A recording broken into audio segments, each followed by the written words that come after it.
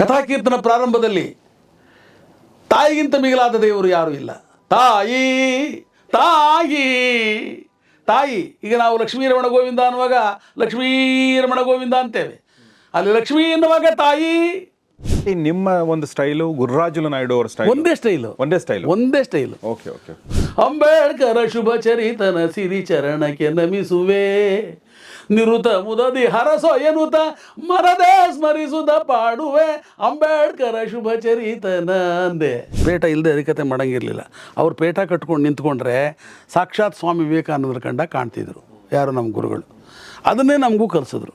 ಅನವರತವು ಪರಯೋ ಯೋಗಿ ಘನವೇ, ನಂಬಿದೆನೋ ತಂದೆ ಪೊರೆಯೋ ವಿಭುವೇ, ಶಿವಕುಮಾರ ಗುರವೇ. ಅವ್ರ ಮೇಲೆ ಅವ್ರು ಬದುಕಿದ್ದಾಗೆ ಕಥೆ ಮಾಡಿ ಅವ್ರ ಕಿವಿ ಕೇಳಿಸ್ದೆ ನಾನು. ಹೌದಾ? ಕೇಳಿದ್ರು ಚೆನ್ನಾಗಿ ಮಾಡ ಅವ್ರು ಹಿಂಗೆ ಮಾತಾಡ್ತಿದ್ದು. ಓಕೆ.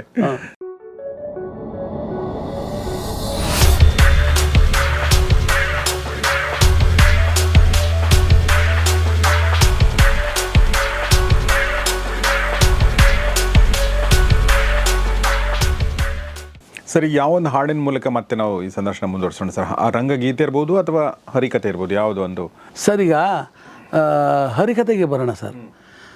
ಈಗ ತಾಯಿ, ಈಗ ಶ್ರವಣಕುಮಾರನ ಕಥೆ ಮಾಡ್ತಾ ಇದ್ದೆ ಅಂತ ಇಟ್ಕೊಳ್ಳಿ. ತಂದೆ ತಾಯಿಗಳನ್ನು ಕಾವಡಿಯಲ್ಲಿ ಕೂರಿಸ್ಕೊಂಡು ಕಾಶಿ ಯಾತ್ರೆಗೆ ಹೋಗ್ತಾನು.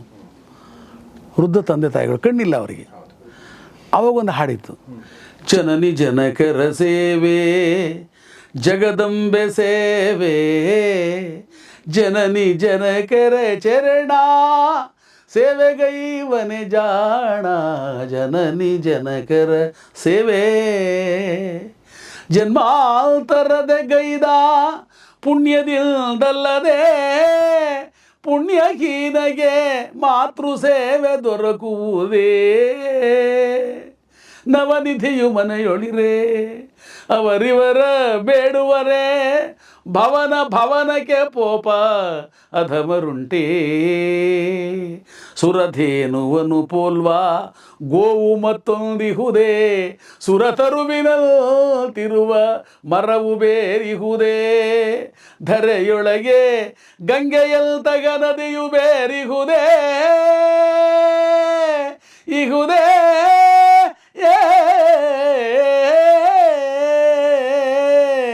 ಧರೆಯೊಳಗೆ ಗಂಗೆಯಲ್ದಾಗ ನದಿಯು ಬೇರಿಹುದೇ, ಅರಿತವಗೆ ತಾಯಿ ತಂದೆ ಸಮದೈವ ಬೇರಿಹುದೇ, ಅರಿತವಗೆ ತಾಯಿ ತಂದೆ ಸಮದೈವ ಬೇರಿಹುದೇ, ಜನನಿ ಜನಕರ ಸೇವೆ ಜಗದಂಬೆ ಸೇವೆ, ಜನನಿ ಜನಕರ ಚರಣ ಸೇವೆಗೈವನೆ ಜಾಣ. ಹೀಗೆ ಹಾಡ್ಬೇಕು ಸರ್. ಏನು ಹಾಡಿದ್ರಿ ಸರ್ ನೀವು, ಏನು ಬ್ಯೂಟಿಫುಲ್ ಹಾಡು. ಹೌದು ಸರ್, ಧ್ವನಿ ಭಾಳ ಚೆನ್ನಾಗಿ. ಹೌದು ಸರ್. ಹೀಗೆ ನಾವು ಆ ಸಮಯಕ್ಕೆ ತಕ್ಕನಾಗಿ, ಸನ್ನಿವೇಶಕ್ಕೆ ತಕ್ಕಂತೆ ಅದನ್ನೆಲ್ಲ ಭಾವಪೂರ್ಣವಾಗಿ, ಅದನ್ನು ಧ್ವನಿಪೂರ್ಣವಾಗಿ, ಶಾಸ್ತ್ರಬದ್ಧವಾಗಿ ಎಲ್ಲ ಹಾಡಬೇಕು ಹರಿಕಥೆನಲ್ಲಿ. ಹರಿಕಥೆ ಅನ್ನೊಂದು ನಾನು ಮೊದಲೇ ತಮಗೆ ಹೇಳಿದಾಗೆ ಎಲ್ಲ ಕಲೆಗಳ ಸಮ್ಮಿಶ್ರಣ. ಹರಿಕಥೆ ಅಂತಂದ್ರೆ ಸರ್ ಅದರದೊಂದು ಧಾಟಿ ಒಂದಿದೆಯಲ್ಲ, ಅದರದ್ದು ಹಾಡಿನ ಒಂದು ಧಾಟಿ ನೀವು ತೋರಿಸಿದ್ರಿ. ಹೌದು. ಈಗ ಹರಿಕಥೆಯನ್ನ ಹೇಳುವಂತ ಒಂದು ಧಾಟಿ ಇರುತ್ತಲ್ಲ ಸರ್, ಅದು ಆ ಧಾಟಿ ನಿಮ್ಮ ಒಂದು ಸ್ಟೈಲು, ಗುರುರಾಜುಲು ನಾಯ್ಡು ಅವರ ಸ್ಟೈಲ್ ಒಂದೇ ಸ್ಟೈಲು. Okay okay. ನಾನು ಬೇರೆ ಸ್ಟೈಲ್ ಅಲ್ಲ, ಅವ್ರ ಸ್ಟೈಲೇ ನಮ್ಮ ಸ್ಟೈಲ್. ಅವರ ಮಾಡಿದಾಗೇನೆ ಅವ್ರ ಅನುಕರಣೆ ನಮ್ದೆಲ್ಲ ಆಗಿನ ಕಾಲಕ್ಕೆ. ನಾನು ಕಥೆ ಮಾಡ್ತಿದ್ರು ಕೂಡ ಗುರುರಾಜ ನಾಯ್ಡುನೇ ಕಥೆ ಮಾಡ್ತಿದ್ದಾರೆ ಅನ್ನೋ ಅವರೇ ಹೇಳೋರು, ಲೈ ನೀನು ಮೊದಲೇ ಶುರು ಮಾಡೋ, ಇಲ್ಲ ನಾನು ಮೊದಲು ಶುರು ಮಾಡ್ತೀನಿ ಅನ್ನೋರು. ಇಲ್ಲಿ ಬೆಂಗಳೂರಲ್ಲೆಲ್ಲ ಕಥೆ ಆದಾಗ ಏನು ಹೇಳ್ತಿದ್ರು ಅವರು? ಒಂದೇ ಥರ ಆಗ್ಬಿಡೋದಲ್ಲ ಕಥೆಗಳು. ಈಗ ಸಪೋಸ್ ಎಲ್ಲ ಧರ್ಮರಾಯ ಸ್ವಾಮಿ ದೇವಸ್ಥಾನ ಅಂತ ಅವ್ರು ಮಾಡ್ತಿದ್ರು ಅಂತ ಇಟ್ಕೊಳ್ಳಿ. ನಾನು ಹಿಂದ್ಗಡೆ ಎಲ್ಲೋ ಅಲ್ಲೇ ನನಗೂ ರಾಮೋತ್ಸವದಲ್ಲಿ ಒಂದು ಕಥೆ ಕೊಟ್ಟಿರ್ತಾರೆ, ನಾನು ಅಲ್ಲವ್ರು ಕಥೆ ಮಾಡ್ತಿದ್ರು, ನಾನು ಇನ್ನೊಂದು ಒಂದು 200 ಅಡಿ ದೂರದಲ್ಲಿ ನನ್ನೊಂದು ಕಥೆ ಇರುತ್ತೆ. ಅದಕ್ಕೆ ಇಬ್ಬರದು ಒಂದೇ ಆಗುತ್ತಪ್ಪ, ಸ್ವಲ್ಪ ನೀವು ಮುಂಚೆ ಮಾಡೋದು, ಇಲ್ಲ ನಾನು ಮಾಡ್ತೀನಿ ಅನ್ನೋರು. ಎಷ್ಟು ಪ್ರೀತಿ ಸರ್ ನಮ್ಮನ್ನೆಲ್ಲ ಕಂಡ್ರೆ. ಆ ವಾತ್ಸಲ್ಯ, ಹೃದಯಪೂರ್ಣವಾದಂಥ ವಿಶ್ವಾಸ. ಶಿಷ್ಯರನ್ನ ಭಾಳ ನಂಬೋರು ಅವರು. ಶಿಷ್ಯರು ಅಂದರೆ ಭಾಳ ನಂಬೋರು. ನಾವೆಲ್ಲ ಒಂದು 8 ಜನ ಶಿಷ್ಯರಿದ್ವಿ. ಹೌದು. ಅದರಲ್ಲಿ ಕನಕದಾಸರು, ಬಿ ಪಿ ರಾಜಮ್ಮನವರು, ನಾನು, ಕಿರಣ್ ಕುಮಾರ್ ಅಂತ ಒಬ್ಬರು ಮೈಸೂರಿನವರು, ಸೂರ್ಯನಾರಾಯಣ ದಾಸ್ ಅಂತ, ನಮ್ಮ ಮಾಲಿನಿ ಅಂತ ಶ್ರೀಮತಿ ಮಾಲಿನಿಯವರು, ಇವರೆಲ್ಲ ನಾವು ಅವ್ರ ಗುರುಗಳ ಶಿಷ್ಯರೇ. ಈಗ ಅದರಲ್ಲೆಲ್ಲ ಸ್ವಲ್ಪ ಖಾಲಿ ಆಗಿಬಿಟ್ಟಿದ್ದಾರೆ. ಈಗ ಒಂದು 3 ಜನ ನಾವು ಉಳ್ಕೊಂಡಿದ್ದೀವಿ. ಯಾರ್ಯಾರು ಸರ್? ನಾನು, ನನ್ನ ಬಿಟ್ಟರೆ ಮಾಲಿನಿಯವರು ಮೈಸೂರಲ್ಲಿದ್ದಾರೆ, ಆಮೇಲೆ ಕಿರಣ್ ಕುಮಾರ್ ಅಂತ ಮೈಸೂರಿನಲ್ಲಿ ಮಾಡ್ತಿದ್ದಾರೆ ಸರ್. ಇನ್ನೊಬ್ರು ಸೂರ್ಯನಾರಾಯಣ ದಾಸ್ ಅಂತ ಇದ್ರು, ಹೋಗ್ಬಿಟ್ರು ಅವ್ರು, ಇಲ್ಲ. ಹೀಗೆ ನಮ್ಮ ಗುರುಗಳು ಹೋದ್ಮೇಲೆ ಒಂದು ರೀತಿ ನಾವು ಒಂಥರ ತಬ್ಬಲಿಗಳಾಗ್ಬಿಟ್ವಿ. ಆದರೂ ನಮ್ಮದು ನಡೀತು. ಅವ್ರಿಗಿಬ್ಬರು ಮಕ್ಕಳು ಹರಿಕತೆ ಮಾಡ್ತಾಯಿದ್ರು, ಗುರುರಾಜ ನಾಯ್ಡು, ಶೋಭಾ ನಾಯ್ಡು, ಶ್ರೀಮತಿ ಶೀಲಾ ನಾಯ್ಡು. ಭಾಳ ಚೆನ್ನಾಗಿ ಕೇಳಿದ್ದೀವಿ ನಾವು. ಶೋಭಾ ನಾಯ್ಡು ಅವ್ರದ್ದು ನೀವು ಕೇಳಿದ್ದೀರಿ. ಶೀಲಾ ನಾಯ್ಡು ಅವರು ಕೂಡ ಅಷ್ಟೇ ಸಮರ್ಥವಾಗಿ ಗುರುರಾಜ ನಾಯ್ಡು ಥರನೇ ಹರಿಕತೆ ಮಾಡ್ತಾರೆ, ಈಗಲೂ ಮಾಡ್ತಾರೆ. ಹಾಂ, ಚೆನ್ನಾಗಿದೆ ಆಯಮ್ಮ. ಸರ್, ಹರಿಕತೆ ಒಂದು ಸ್ವಲ್ಪ ನಮ್ಗೆ ತೋರಿಸಿ, ಹೇಗೆ ಮಾಡ್ತಿದ್ರಿ ಅನ್ನೋದನ್ನ ಒಂದು ಯಾವ್ದಾರ ಪ್ರಸಂಗದ ಮೂಲಕ ಚಿಕ್ಕದಾಗಿ ಹೇಳಿ. ಏನಿಲ್ಲ ಸರ್, ಹರಿಕತೆ ಅಂದರೆ ಅದು ಹಾರ್ಮೋನಿಯಂ ಇರುತ್ತೆ, ಈ ಕಡೆ ತಬಲ ಇರುತ್ತೆ. ಓಕೆ. ಬಲಗಡೆ ತಬಲ, ಎಡಗಡೆ ಹಾರ್ಮೋನಿಯಂ, ಮಧ್ಯದಲ್ಲಿ ನಾವು ನಿಂತಿರ್ತೀವಿ. ಅಂದರೆ ಈಗ ಅದೇನಪ್ಪ ಅಂದರೆ ನಮ್ಮ ಗುರುಗಳು ಒಂದು ಹೊಸ ಶೈಲಿ ಅಂತಂದ್ರು ಅಂದರೆ ಹರಿಕತೆಗೂ ಕೂಡ ರೆಕಾರ್ಡಿಂಗು ನುಡಿಸುವಂಥ ಹಾರ್ಮೋನಿಯಂ ವಾದಕರಿದ್ದರು ಆಗಿನ ಕಾಲದಲ್ಲಿ. ಅಮ್ಮ ಅಂದರೆ ಅಮ್ಮ ಅಂದ ತಕ್ಷಣ ಆ ರೇಂಜಲ್ಲಿ ಆ ಶುದ್ಧವಾಗಿ ಹಾರ್ಮೋನಿಯಂ ನಮ್ಮ ಹಿಂದೆನೇ ಪರ್ರ ಅಂತ ಬಂದ್ಬಿಡೋದು. BGM ಅಂತಾರಲ್ಲ, ಬ್ಯಾಕ್ಗ್ರೌಂಡ್ ಮ್ಯೂಸಿಕ್. ಅವರ ಹಾರ್ಮೋನಿಯಂ ಒಂದು ಹಾರ್ಮೋನಿಯಲ್ಲೇ ಅದೆಲ್ಲ ಮಾಡಿ ತೋರಿಸ್ಬಿಡೋದು. ಶಿವರಾಮ್ ಅಂತ ಇದ್ದರು ಬೆಂಗಳೂರಿನಲ್ಲಿ, ಭಾಳ ದೊಡ್ಡ ಹಾರ್ಮೋನಿಯಂ ವಾದಕರು, ನಮ್ಮ ಗುರುಗಳಿಗೆ ಅವರೇ ಪಕ್ಕ. ಅವರು ಮಾಡೋರು. ಆವಾಗ ವಾದ್ಯಗಳು ಜಮಾವಣೆ ಹಂಗಿರ್ತಿತ್ತು. ನಾವು ಕೂಡ ರಾಗಬದ್ಧವಾಗಿ ಲೆಕ್ಕಾಚಾರವಾಗಿ ಹರಿಕತೆ ಮಾಡಿದ್ವಿ. ಹಾಗೆ ಕಥಾಕೀರ್ತನ ಮುಂದುವರಿತಾ ಇತ್ತು ಸರ್.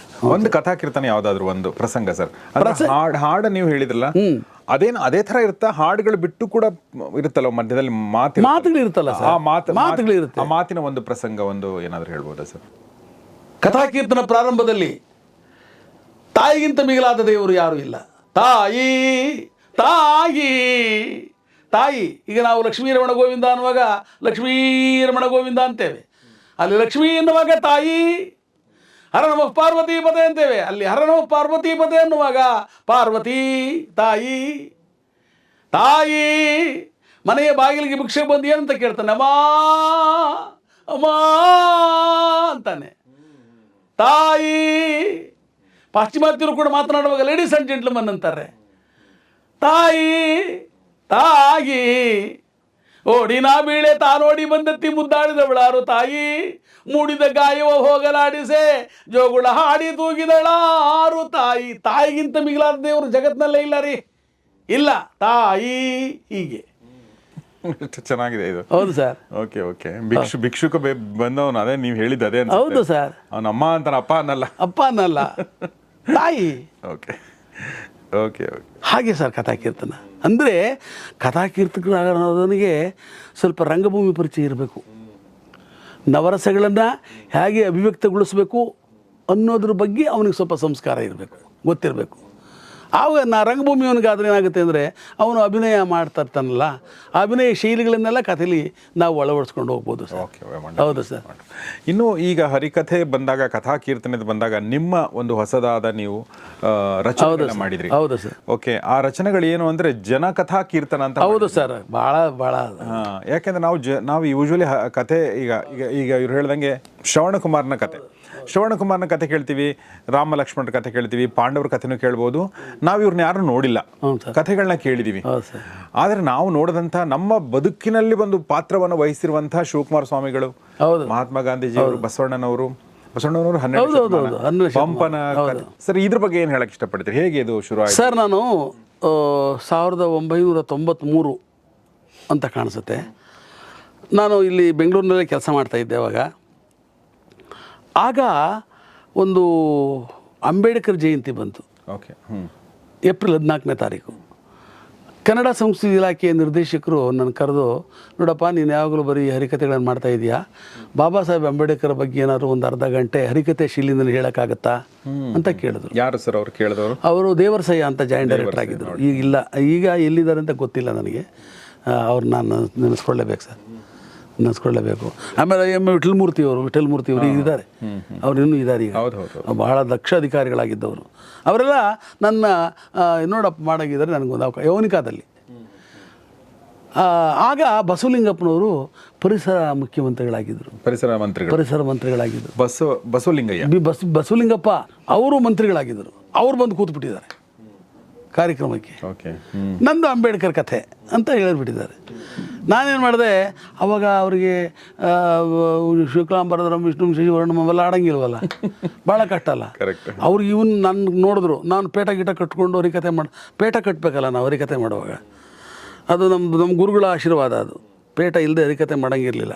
ಅವ್ರು ಪೇಟ ಕಟ್ಕೊಂಡು ನಿಂತ್ಕೊಂಡ್ರೆ ಸಾಕ್ಷಾತ್ ಸ್ವಾಮಿ ವಿವೇಕಾನಂದರ ಕಂಡ ಕಾಣ್ತಿದ್ರು ಯಾರು ನಮ್ಮ ಗುರುಗಳು. ಅದನ್ನೇ ನಮಗೂ ಕಲಿಸಿದ್ರು. ನಾನು, ಕನಕದಾಸರು ಇವರೆಲ್ಲರೂ ಕೂಡ ಪೇಟ ಕಟ್ಕೊಂಡೇ ಹರಿಕತೆ ಮಾಡ್ತಾಯಿದ್ವಿ. ಈಗಲೂ ಕೂಡ ಅಷ್ಟೇ, ಕೆಲವರು ಈಗ ನಾನು ಸದ್ಯಕ್ಕೆ ಬಿಟ್ಟಿದ್ದೀನಿ, ಅವರೆಲ್ಲ ಕಟ್ಕೋತಾರೆ. ಆದರೆ ಹಾಗೆ ನಾನು ಒಪ್ಕೊಂಡು ಹೋಗ್ಬಿಟ್ಟೆ ನಾನು, ನೋಡೋಣ ಅಂತ. ಅಷ್ಟೊತ್ತಿಗೆ ನಾನು ಏನು ಮಾಡಿದೆ, ಒಂಚೂರು ಅಂಬೇಡ್ಕರ್ದು ಒಂದು 4-5 ಪೇಜ್ ಎಲ್ಲೆಲ್ಲೋ ಓದ್ಕೊಂಡು ತಿಳ್ಕೊಂಡೆ. ಅವ್ರ ಹುಟ್ಟು, ಅವ್ರ ಬೆಳವಣಿಗೆ ಏನೇನು, 1891, 1900, 1900, 1906, 1907, 1914, 1912, 1900 ಇವೆಲ್ಲ ಘಟನೆಗಳಿದೆ. ಘಟನೆಗಳಿದೆ. ಅದನ್ನೆಲ್ಲ ಸ್ವಲ್ಪ ಮನದಟ್ಟು ಮಾಡಿಕೊಂಡೆ ನಾನು. ಈಗ ಹಾಡೋದು ಹೆಂಗಪ್ಪ ಮಾಡೋದೇವ್ರೆ, ಏನಪ್ಪ ಗತಿ ಇದು? ಕೂತ್ಬಿಟ್ಟಿದ್ದಾರೆ ಅಣ್ಣವರು, ಸಾಹೇಬರು ಕೂತ್ಬಿಟ್ಟಿದ್ದಾರೆ. ನಮೋ ತಸ್ಸ ಭಗವತೋ ಅರಹತೋ ಸಮ್ಮಾ ಸಂಬುದ್ಧಸ್ಸ ಬುದ್ಧ ಭಗವಾನಾಯ ಬುದ್ಧ ಭಗವಾನಾಂಚ ಸಬ್ಬ ಪಾಪ ಸಕರಣಂ ಕುಶಲಸ್ಯ ಉಪಸಂಪದ ಸುಚಿತ ಪರ್ಯೋದಪನಂ ಯದಾಂ ಬುದ್ಧಾನುಶಾಸನೋ ಬುದ್ಧಂ ಶರಣಂ ಗಚ್ಚಾಮಿ ಸಂಘಂ ಶರಣಂ ಗಚ್ಚಾಮಿ ಧಮ್ಮಂ ಶರಣಂ ಗಚ್ಚಾಮಿ ಸಾಧು ಸಾಧು ಸಾಧು. ಅಂಬೇಡ್ಕರ ಶುಭ ಚರಿತನ ಸಿರಿ ಚರಣಕ್ಕೆ ನಮಿಸುವೆ, ನಿರುತ ಮುದದಿ ಹರಸೋ ಎನ್ನುತ್ತ ಮರದೇ ಸ್ಮರಿಸುದ ಪಾಡುವೆ ಅಂಬೇಡ್ಕರ ಶುಭ ಚರಿತನ ಅಂದೆ. ವಂಡರ್ಫುಲ್. ಓಕೆ, ಆಯ್ತಲ್ಲ ಸರ್? ಬ್ಯೂಟಿಫುಲ್. ಮುಂದಕ್ಕೆ ಹಾಗೆ ಸಗಲ ಮನುಜ ಕುಲ ನಾಯಕ ನೆನೆಸಿ ಮೆರೆದ ಮಹಿಮನ ಘನ ಚರಿತ ಪಾಡಿ ಪೊಗಳಲು ಹೊಸದಳ ಎನಿಸಿದೆ ಅಂಬೇಡ್ಕರರ ಅಮರ ಕಥಾ. ಹೀಗೆ ಎಷ್ಟು ಚೆನ್ನಾಗಿದೆ ಸರ್ ಇದು. ಅವ್ರಿಗೆ ಐಡಿಯಾ ಕೊಟ್ಟದ್ದು ಹಂಗೆ ಇದೆ, ನೀವು ಅದನ್ನು ಮಾಡಿದ್ದು ಹಾಗೆ. ಅದಕ್ಕೆ ನಾನು ಕನ್ನಡ ಸಂಸ್ಕೃತಿ ಇಲಾಖೆಗೆ ಧನ್ಯವಾದಗಳನ್ನು ಹೇಳಬೇಕು.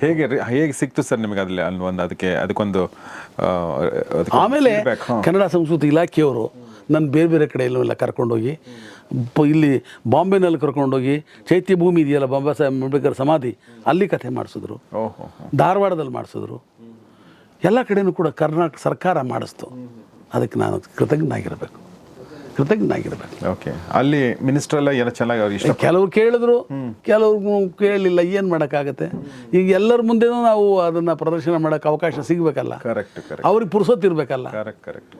ಆಮೇಲೆ ಕೆಲವರು ಈಗ ತುಂಬಾ ಮಡಿವಂತಿಕೆ ಇರೋರು ಅದನ್ನ ಆಕ್ಷೇಪ ಮಾಡೋ ಸಾಧ್ಯತೆ ಇದೆ. ಖಂಡಿತ. ಅಯ್ಯೋ ಸರ್, ನಾನು ಅನುಭವಿಸಿದೆ ಅದನ್ನ. ನಾನು ಅನುಭವಿಸಿದೆ ಸರ್. ಹೌದಾ? ಆದರೆ ನನ್ನನ್ನು ಪ್ರೀತಿಯಿಂದ ಆಮೇಲೆ ಅವರೇ ನನ್ನನ್ನು ಪ್ರೀತಿಯಿಂದ ಕರೆದು ಆಶೀರ್ವಾದ ಮಾಡಿದ್ರು. ಒಂದು ಒಳ್ಳೆ ಪಂಪನ ಕಥೆ ಮಾಡೋದು ಸರ್, ಹುಡುಗಾಟನ. ಓಕೆ, ಪಂಪ ದರ್ಶನ ಮಹಾ ಇದರಯೋ ಶ್ವೇತಾಪತ್ರಂ ಸ್ಥಗಿತಂ ದಶಿಷಾಮಂಡಲಂ ರಾಜ್ಯಚಕ್ರಂ ಪುದಿರ ಕಾಡಿ ತಡಂಗಿ ತದರಿಗಳು ಕುರಾಜಾನ್ವಯಂ ಮತ್ ಪ್ರತಾಪಕ್ಕೆ ದೂರದಿದ್ದು ಮಹಾಭಾರತಕ್ಕಾದಿಯಾಯಿತು. ಅಬ್ಜದ್ರಾಕ್ಷಿ ದೇವಿ ಸಾಮಾನ್ಯಮೇ ಭಗವತ್ ಕೇಶ ಪಾಶ ಪ್ರಪಂಚಂ. ಇದು ಪಂಪ. ಏನು ಸರ್ ಇದು ಅರ್ಥ? ನಂಗೆ ಅರ್ಥ ಸರ್, ಆ ದ್ರೌಪದಿಯ ಬಿರುನುಡಿ ಮುಡಿ ಇದೆಯಲ್ಲ ಸರ್, ಕೇಶರಾಶಿ, ಆ ಹರಡಿದ ಕೇಶರಾಶಿಯನ್ನು ಕಂಡು ಭೀಮ ಹೇಳೋ ಮಾತು. ಓಕೆ, ಇದರಯೋ ಶ್ವೇತಾದ ಪತ್ರಂ ಸ್ಥಗಿತಂ. ಈ ಕೂದಲಲ್ಲಿ ಈ ಕೇಶರಾಶಿಯಲ್ಲಿ ಎಲ್ಲ ಅಡಕವಾಗಿದೆ. ಓಕೆ, ಎಲ್ಲೆಲ್ಲ ಅಡಕವಾಗಿದೆ. ಏನು ಸಾಮಾನ್ಯ ಕೇಶರಾಶಿಯ ಇದು? ಸಾಮಾನ್ಯವಲ್ಲ ದೇವಿ, ಭೀಮ ಹೇಳೋ ಮಾತು. ಓಕೆ. ಇಂಥ ಪದ್ಯಗಳನ್ನು ರಾಗ ಕಳವಡಿಸ್ಕೊಂಡು ತಾಳ ಕಳವಡಿಸ್ಕೊಂಡು ಆಡಬೇಕಲ್ಲ ಸರ್, ಅದನ್ನು ಮಾಡಿದೆ ನಾನು. ಶಿವಕುಮಾರ ಸ್ವಾಮಿಗಳು, ಏನು ಸ್ವಾಮಿ, ಅಯ್ಯೋ ಮಹಾನ್ ಭಾವರು, ತ್ರಿವಿಧ ದಾಸೋಹಿ, ಕರ್ನಾಟಕ ರತ್ನ, ಪದ್ಮಭೂಷಣ, ನಡೆದಾಡೋ ದೇವರು, ನಡೆದಾಡೋ ಬಸವ, ಎಲ್ಲವೂ ಅವ್ರಿಗಿದೆ. ಅವ್ರ ಮೇಲೆ ಅವ್ರು ಬದುಕಿದ್ದಾಗೆ ಕಥೆ ಮಾಡಿ ಅವ್ರ ಕಿವಿ ಕೇಳಿಸ್ದೆ ನಾನು. ಹೌದಾ?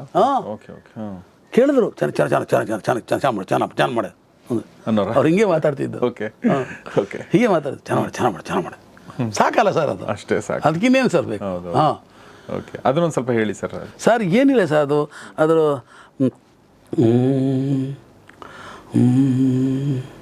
ಶಿವಕುಮಾರ ಗುರುವೇ ಪ್ರಭುವೇ, ಶಿವಕುಮಾರ ಗುರವೇ ಪ್ರಭುವೇ, ಅನವರತವು ಪೊರೆಯೋ ಯೋಗಿ ಘನವೇ, ಶಿವಕುಮಾರ ಗುರುವೇ, ಲಿಂಗ ಪ್ರತಿರೂಪಿ ಜಂಗಮ ಪ್ರಭುವೇ, ಶಿವಕಾರುಣ್ಯದ ದೇವ ವಿಭುವೆ. ಹೀಗೆ ಅವ್ರನ್ನೇ ಕುರಿತು ಹಾಡಿಕೊಟ್ಟು ಪ್ರಾರ್ಥನೆ.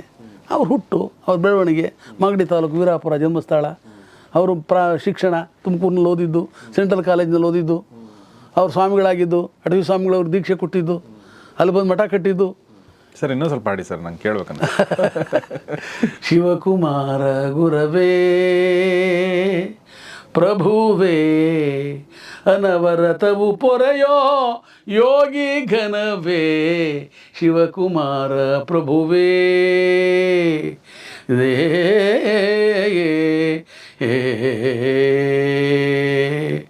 ಶರಣ ಜನ ಕಲ್ಪತರು ಕಾಮಧೇನು ಗುರುವೇ ಭಕ್ತಜನ ಧನಶಕ್ತಿ ಯೋಗಿ ಘನವೇ ಅನವರತವು ಪರೆಯೋ ಯೋಗಿ ಘನವೇ ನಂಬಿದೆನೋ ತಂದೆ ಪೊರೆಯೋ ವಿಭುವೇ ಶಿವಕುಮಾರ ಗುರವೇ ಹೇ ಶಿವಕುಮಾರ ಗುರವೇ ಹೇ ಶಿವಕುಮಾರ ಪ್ರಭುವೇ. ಹೀಗೆ ಸರ್, ಭಾಳ ಚೆನ್ನಾಗಿದೆ ಸರ್. ಹಾಗೆ ನಾನು ಮಾಡ್ಕೊಂಡು ಹೋದೆ ಸರ್. ಇದು ಬರೆದದ್ದು ನೀವು? ನಾನೇ ನನ್ನ ಸಾಹಿತ್ಯನೇ. ನನ್ನ ಜನಕಥಾ ಕೀರ್ತನೆಗಳಿಗೆಲ್ಲ ನಂದೇ ಸಾಹಿತ್ಯ. ನಂದೇ ಸಾಹಿತ್ಯ. Wonderful sir. ನಂದೇ ಸರ್. ನೀವು ಇದನ್ನ ಬರೆಯೋ ಪ್ರೊಸೆಸ್ ಅಂದ್ರೆ ನೀವು ಹೆಂಗೆ ಸರ್? ಮುಂಚೆನೇ ಕೂತ್ಕೊಂಡು ಎಲ್ಲವನ್ನು ಬರೆದು? ಇಲ್ಲ, ಒಂದು ಸ್ಕ್ರಿಪ್ಟ್ ಮಾಡ್ಕೊಂಡ್ಬಿಡ್ತಿದ್ದೆ ಸರ್ ನಾನು. ಅದಕ್ಕೆ ಬೇಕಾದಂಥ ಆಕಾರಗಳನ್ನೆಲ್ಲ ಇಟ್ಕೊಂಡು ನಿಮ್ಮಂಥವ್ರನ್ನೆಲ್ಲ ಹೋಗಿ ಸಂಪರ್ಕ ಮಾಡಿ ನಿಮ್ಮಿಂದ ಎಷ್ಟೋ ವಿಷಯಗಳನ್ನ ತಿಳ್ಕೊಂಡು ನಾನು ಒಂದು ವ್ಯಕ್ತಿಯ ದರ್ಶನ ಸಿಗಬೇಕು ಅಂದ್ರೆ ಅಷ್ಟು ಸುಲಭ ಅಲ್ಲ. ದೊಡ್ಡ ದೊಡ್ಡವ್ರ ಸಂಪರ್ಕ ಬೇಕು. ಹೌದೌದು.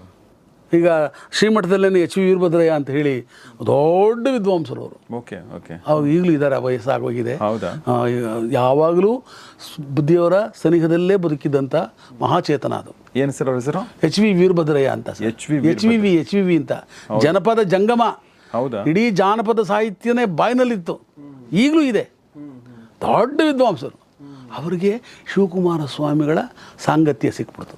ಪಕ್ಕದಲ್ಲೇ ಕೂತ್ಕೊಳ್ಳೋದು, ಪಕ್ಕದಲ್ಲೇ ಮಾತಾಡೋದು, ಪಕ್ಕದಲ್ಲೇ ದಾಸೋಹ, ಪಕ್ಕದಲ್ಲೇ ಪ್ರಸಾದ, ಹಿಂಗಾಗೋಗ್ಬಿಡ್ತು ಅವ್ರ ಕತೆ. ಅವರು ನನಗೆ ಕರ್ಕೊಂಡೋಗಿ ಬುದ್ಧಿಯವ್ರನ್ನ ಪರಿಚಯ ಮಾಡಿಸಿ, ಇವ್ನು ಮಾಡ್ತಾನೆ ಬುದ್ಧಿ, ಇವ್ನಿಗೆ ಆಶೀರ್ವಾದ ಮಾಡಿ ಬುದ್ಧಿ ಅಂತ ಹೇಳಿ ಆನಂದ್ ಅಂತ ಇನ್ನೊಬ್ಬ ಹುಡುಗನ ಕರ್ಕೊಂಬಂದು ಅವನಿಗೆ ಹೇಳಿ ಎಲ್ಲ ಆಯಿತು ಸರ್. ಎಚ್ ವಿ ವೀರಭದ್ರಯ್ಯ ಅವ್ರ ಸಂದರ್ಶನ ಮಾಡ್ಬೋದಾ ಸರ್ ನಾವು? ಖಂಡಿತ ಮಾಡ್ಬೋದು ಸರ್ ಅಲ್ವಾ? ಖಂಡಿತ ಮಾಡಿ ಸರ್, ನಿಜವಾಗ್ಲೂ ಮಾಡಿ ಸರ್. ನಾನು ತಿಳಿದು ಅವ್ರ ಆರೋಗ್ಯದ ಎಲ್ಲ ವಿಚಾರ ತಿಳ್ಕೊಂಡು ನಿಮಗೆ ಫೋನ್ ಮಾಡಿ ನನಗೆ ಹೇಳಿ ಸರ್, ನಾನೇ ಬೇಕಾದ್ರೆ ಖಂಡಿತ ಮಾಡಿ ಸರ್. ಮನೆಗೆ ನಾನು ಕರ್ಕೊಂಡು ಹೋಗ್ತೀನಿ. ಅವ್ರ ಎಳೆಯನೇ ಈಗ ಯೋಗೀಶ್ವರಪ್ಪ ಅಂತ ಕನ್ನಡ ಸಾಹಿತ್ಯ ಪರಿಷತ್ ಸೆಕ್ರೆಟರಿ. ಹೌದಾ? DN ಯೋಗೀಶ್ವರಪ್ಪ ಅಂತ ದೊಡ್ಡ ಸಂಶೋಧಕ, ಕನ್ನಡ ಸಾಹಿತ್ಯದ ಮೇರು ಸಂಶೋಧಕ. ಹೌದಾ? ಅಯ್ಯೋ ಸಿದ್ಧಗಂಗಾ ಕಾಲೇಜಿನ ಪ್ರಿನ್ಸಿಪಾಲ್ ಆಗಿದ್ದರು. ಈಗ ಇದ್ದಾರೆ. ಅವ್ರ ಮಾವನೇ ಇವರು ಎಚ್ ವಿ. ಅವರು ಮೂಲತಃ ಹಿರಿಯೂರು ತಾಲೂಕಿನವರು, ತುಮಕೂರಿಗೆ ಬಂದು ಸೆಟ್ಲ್ ಆಗ್ಬಿಟ್ರು. Wonderful sir. ಸರ್ ಬಸವಣ್ಣನವ್ರ ಬಗ್ಗೆ ಹೇಳಿದ್ರಿ, ಆಮೇಲೆ ಅಂಬೇಡ್ಕರ್ ಬಗ್ಗೆ ಹೇಳಿದೆ, ಶಿವಕುಮಾರ ಸ್ವಾಮಿ ಬಗ್ಗೆ ಹೇಳಿದೆ, ಪಂಪನ ಬಗ್ಗೆ ಹೇಳಿದೆ. ಮಹಾತ್ಮ ಗಾಂಧೀಜಿಯವ್ರದ್ದು ಇದೆ ಸರ್? ಗಾಂಧೀಜಿಯವ್ರದ್ದು ಮಾಡಿದೆ ಸರ್. ಮೊನ್ನೆ ಇನ್ನೂ ಯಾವುದು ಬೆಳಗಾಂನಲ್ಲಿ ಆಯ್ತಲ್ಲ ಸರ್ ಒಂದು ಸಮ್ಮೇಳನ ಇವ್ರದ್ದು, ಅದೇ 24 ಗಾಂಧೀಜಿ ಬಂದಿದ್ರಲ್ಲ, ಆ ಸ್ಮರಣೆಗೋಸ್ಕರ ಮಾಡಿದ್ರಲ್ಲ, ಅಲ್ಲಿ ಹೋಗಿ ಮಾಡಿ ಬಂದೆ ಗಾಂಧೀಜಿ ಕತೆ. ಹ್ಞೂ ಸರ್, ಅಷ್ಟೇ ಸರ್, ಏನಿಲ್ಲ. ಅವ್ರು ಓದ್ಕೊಳ್ಳೋದು, ರಘುಪತಿ ರಾಘವ ರಾಜಾರಾಮ್ ಸರ್ ಅನ್ಬೇಡಿ ಸರ್, ನೀವು ದೊಡ್ಡ ಕೆಲಸ ನೀವು ಮಾಡ್ತಾ ಇರೋದು. ಕೃಷ್ಣ ವೈಷ್ಣವ ಜನತೋತೇನೆ ಕಹಿಯೇ ಅವೆಲ್ಲ ಹಾಡೋದು. ಸರ್ ಹಾಡಿ ಒಂದು ಸ್ವಲ್ಪ ಪ್ಲೀಸ್ ನನಗೆ. ನೀವು ನನಗೆ ಅಂದ್ರೆ ನೀವು ಫಾಸ್ಟ್ ಆಗಿ ಹಾಡ್ತಿರಲ್ಲ, ಅರ್ಥ ಆಗ್ತಲ್ಲ ಸರ್, ಕ್ಷಮೆ ಇರಲಿ. ಬಟ್ ನೀವು ನಿಧಾನವಾಗಿ ಹಾಡ್ತಿರಲ್ಲ, ಅದು ಬೇರೆನೇ ಲೆವೆಲ್ ಸರ್. ರಘುಪತಿ ರಾಘವ ರಾಜಾರಾಮ ಪತಿತ ಪಾವನ ಸೀತಾರಾಮ. ರಘುಪತಿ ರಾಘವ ರಾಜಾರಾಮ ಪತಿತ ಪಾವನ सीताराम. ईश्वर अल्लाह तेरे नाम सबको सलमती दे भगवान. रघुपति राघव राजा राम पतित पावन सीताराम. रघुपति राघव राजा राम जय रघुपति. ಹೀಗೆ ಕಥಾ ಕೀರ್ತನ ಅದು ನಿರಂತರ ನಿತ್ಯವಾಹಿನಿ. ಅದು ಹೋಗ್ತಾ ಇರುತ್ತೆ. ಕಲಿಯೋದು ಬಹಳ ಇದೆ. ಅದೊಂದು ಸಾಗರ. ಅಧ್ಯಾತ್ಮ ಹೇಳಬೇಕು. ನಾವು ಅಧ್ಯಾತ್ಮನ ಇವತ್ತಿನ ವಾಸ್ತವತೆಗೆ ಸಮೀಕರಿಸ್ಕೊಂಡು ಹೇಳೋದನ್ನು ಕಲಿಬೇಕು. ನಮ್ಮ ಕೀರ್ತನಕಾರರು ಪುರಾಣನೇ ಅಲ್ಲ, ಪುರಾಣದ ಮಧ್ಯೆ ಇವತ್ತು ಸಮಾಜದಲ್ಲಿ ಏನಾಗ್ತಿದೆ, ಎಲ್ಲಿಗೆ ಹೋಗ್ತಿದ್ದೀವಿ ನಾವು, ಯಾಕೆ ಹಿಂಗೆ ಇದು ಬರೀ ದುರ್ಯೋಧನ ಕೆಟ್ಟವನು ಅಂತಲೇ ಬಿಂಬಿಸೋದಲ್ಲ, ಅವನಲ್ಲೂ ಮಾನವೀಯ ಗುಣಗಳಿತ್ತು. ಅಂಥ ಗುಣಗಳು ನಮ್ಮಲ್ಲೂ ಇರಬೇಕು. ಕೆಟ್ಟವರೇ ಎಲ್ಲರೂ ಕೆಟ್ಟವರಲ್ಲ, ಅದನ್ನು ನಾವು ಸರಿಯಾಗಿ ಸಮಯೋಚಿತವಾಗಿ ದೃಷ್ಟಾಂತಗಳ ಸಮೇತ ನಾವು ನಮ್ಮ ಭಾಷೆಗಳ ಮುಖಾಂತರ ಪೌರ್ಣಿಮೆ ಮುಖಾಂತರ ಕನ್ನಡ ಕಾವ್ಯಗಳು ಚೆನ್ನಾಗಿ ಓದ್ಕೋಬೇಕು ಸರ್. ಹಾಂ, ವೇದ ಪುರುಷನ ಸುತನ ಸಹೋದರನ ಹೆಮ್ಮಗನ ಮಗನ ತಳೋದರಿಯ ಮಾತುಳನ ರೂಪನ ಅತುಳ ಭುಜಬರದಿ ಕಾದಿ ಗೆಲಿದನ ಅಣ್ಣನ ಅವ್ಯಯ ನಾದಿನಿಯ ಜಠರಲ್ಲಿ ಜನಿಸಿದ ಆದಿಮೂರ್ತಿ ಸಲ ಹೋಗೋದಗಿನ ವೀರನಾರಾಯಣ ಅಂದ್ಬಿಟ್ಟು ಕುಮಾರವ್ಯಾಸ. ಒಂದೇ ಪದ್ಯದಲ್ಲಿ ಇಡೀ ಮಹಾಭಾರತ ಇದೆ. ವೇದ ಪುರುಷನ ಸುತನ ಸಹೋದರನ ಹೆಮ್ಮಗನ ಮಗನ ತಳೋದರಿಯ ಮಾತುಳನ ರೂಪನ ಅತುಳ ಭುಜಬಲದಿ ಕಾದಿ ಗೆಲಿದನ ಅಣ್ಣನ ಅವ್ಯಯ ನಾದಿನಿಯ ಜಠರದಲ್ಲಿ ಜನಿಸಿದ ಆದಿಮೂರ್ತಿ ಸಲಹೋ ಗದುಗಿನ ವೀರನಾರಾಯಣ. ಯಾರು ಇವರು? ಯಾರು ಸರ್? ನನಗೆ ಗೊತ್ತಾಗ ಸಾರಿ. ಒಂದು ಪದ್ಯದಲ್ಲಿ ಓಕೆ 18 ಪರ್ವಗಳು, 18 ಅಧ್ಯಾಯಗಳು, 18 ದಿನದ ಯುದ್ಧ, 18 ರಾತ್ರಿ, ವಿಷ್ಣು ಸಹಸ್ರನಾಮ ಎಲ್ಲ ಇರೋದು ಮಹಾಭಾರತದಲ್ಲಿ. ಆ ಮಹಾಭಾರತನ ಒಂದು ಪದ್ಯದಲ್ಲಿ ಹೇಳ್ಬಿಡ್ತಾನೆ ಕುಮಾರವ್ಯಾಸ. ವೇದ ಪುರುಷನ ಶ್ರೀಮನ್ನಾರಾಯಣನ ಸುತನ ಬ್ರಹ್ಮನ ಸುತನ ಮರೀಚಿಯ ಹೆಮ್ಮಗನ ದೇವೇಂದ್ರನ ಮಗನ ಅರ್ಜುನನ ತಳೋದರಿಯ ಸುಭದ್ರೆಯ ಮಾತುಳನ ಅವನ ಮಗನ ಕಂಸನ ರೂಪನ ಜರಾಸಂದನ ಕಾದಿಗೆಲಿದನ ಅಣ್ಣನವ್ಯಯ ಭೀಮನ ನಾದಿನಿಯ ಜಠರದೆನಿಸಿದ ದೇವಕಿಯ ಗರ್ಭದೆನಿಸಿದ ಆದಿಮೂರ್ತಿ ಕಾಪಾಡೋದನ್ನು ಕೃಷ್ಣ. ಓಹೋ ಅಲ್ವಾ? ಹಾಗೆ ಇಂಥ ಪದ್ಯಗಳನ್ನು ನಾವು ಸಮರ್ಥವಾಗಿ ಕಥಾ ಕೀರ್ತನದಲ್ಲಿ ಹೇಳಬೇಕು. ಕನ್ನಡ ಕಾವ್ಯಗಳು ಉಳಿಬೇಕಾದ್ರೆ ಬೆಳೆಯಬೇಕಾದ್ರೆ ನಾವು ಮೇಷ್ಟ್ರ ಕೆಲಸ ಮಾಡಬೇಕು. ಹರಿಕಥೆ ದಾಸರು ಒಬ್ಬ ಸಮರ್ಥ ಉಪಾಧ್ಯಾಯ ಹೇಗೋ ಒಬ್ಬ ಸಮರ್ಥ ಕೀರ್ತನಕಾರ ಹಾಗೆ ಒಬ್ಬ ಸರ್ವಶ್ರೇಷ್ಠ ಅಧ್ಯಾಪಕರು ಅಂತ ನಾವೆಲ್ಲ ಕೊಂಡಾಡ್ತೀವಲ್ಲ ದೊಡ್ಡವ್ರನ್ನೆಲ್ಲ, ಅವ್ರ ಸಾಲಿಗೆ ನಾವು ಸೇರ್ಕೋಬೇಕು ಅಂದರೆ ಈಗ ನಾವು ಹೇಳಬೇಕು.